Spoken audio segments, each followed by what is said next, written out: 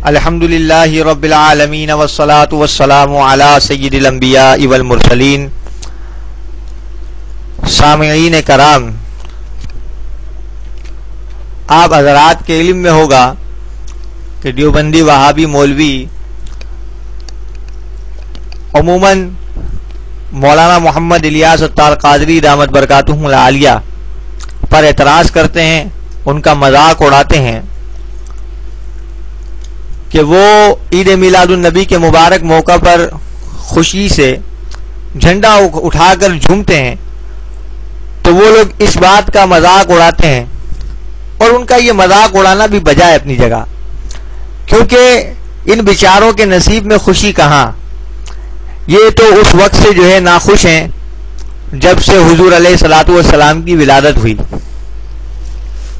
چونکہ دیوبندی وہابی مکتبہ فکر کے بد نصیبوں کے ہاں ان دنوں میں ماتم کی کیفیت ہوتی ہے، اس لیے ان کو بڑی تکلیف ہوئی، جس پر انہوں نے حضرت امیر اہل سنت مدظ اللہ کے عید میلاد النبی کی خوشی میں جھومنے کا مذاق اڑایا.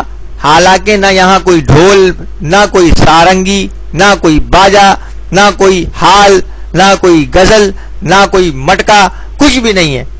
لیکن اب آپ لوگوں کو بڑا تعجب ہوگا، آپ لوگوں کو اور دیوبندیوں کو ایک 240 وولٹ کا جھٹکا لگے گا کہ یہ میں آپ کے سامنے جو حوالہ پیش کر رہا ہوں یہ ہے ان کے اجماعی امیر شریعت جناب عطا اللہ شاہ بخاری، جن کے بارے میں دیوبندی کہتے ہیں کہ انہوں نے جیل میں جو ہے چکیاں پیسی. آج میں آپ کو دکھاتا ہوں انہوں نے کون سی چکیاں پیسی. ان کے اوپر خود جو ہے دمبے کی طرح 2 چکیاں تھیں. اب دیکھیں آپ، یہ شورش کاشمیری جو ہے وہ لکھتا ہے عطا اللہ شاہ بخاری کے تذکرے میں، اس نے کہا تحریک خلافت کے وقت میں جو ہے یہ معاملہ پیش آیا کہ جیل میں گئے تھے، تو اس وقت انہوں نے چکی پیسی. کیا کیا یہ آپ کے سامنے. کہتے ہیں کبھی کبھی قوالی بھی ہوتی تھی جس میں اختر علی خان گڑا بجاتے. یہ گڑا یعنی مٹکا بجایا جاتا تھا. صوفی اقبال تالی بجا کر تان دیتے. سید عطا اللہ شاہ بخاری غزل گاتے. مولانا احمد سعید شیخ مجلس بن کر بیٹھتے، اور مولانا داؤد غزنوی یہ غیر مقلد اور عبد العزیز انصاری حال کھیلتے. غرض ہم لوگوں کے مشاغل صوم و صلات، تلاوت قرآن، تعلیم و تعلم، تفریح اور تفنن کے تمام پہلوؤں سے مکمل تھے، لیکن بعض اوقات قوالی میں اتنا غلغلہ اور ولولہ ہوتا کہ دوسرے دن ہمارے ہمسائے یعنی پھانسی کی کوٹریوں والے قیدی سپرنٹینڈنٹ جیل سے شکایت کرتے کہ حضور ہمیں یہاں سے کہیں اور بھیج دیجئے، یہ مولوی لوگ ہمیں ساری رات سونے نہیں دیتے. اب بتائیں یہ کیسی چکی تھی جو انہوں نے پیسی. مٹکا بجا کر، تالی بجا کر، غزلیں گا کر، قوالی کے سما باندھ کر انہوں نے یہ کون سا یہ تفریح و تفنن کا معاملہ پیش کر کے یہ کون سی چکی پیسی ہے.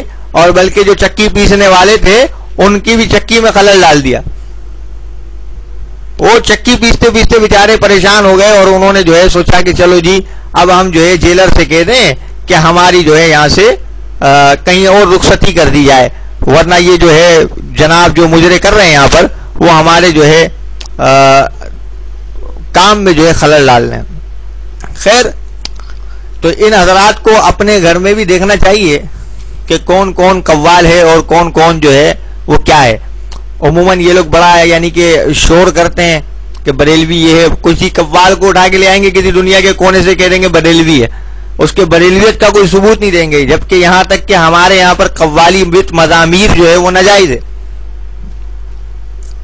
اب وہ بریلوی ہمیں کہتے ہیں، بریلویت کا تشخص جو ہے وہ اعلیٰ حضرت امام احمد رضا خان فاضل بریلوی علیہ رحمۃ الرحمان کے نام سے ہے. تو یہ اعلیٰ حضرت کے فتاوی کے بالکل مطابق نہیں ہے، کیونکہ اعلیٰ حضرت اس بات کے قائل نہیں ہے کہ مضامیر کے ساتھ قوالی گائی جائے. پھر یہ الزام کیوں لگاتے ہیں کہ بریلوی؟ ایسے کئی دیوبندی بھی ہیں جو ہے کئی ایسے کام کرتے ہیں جو دیوبندیوں کے بالکل مخالف ہیں.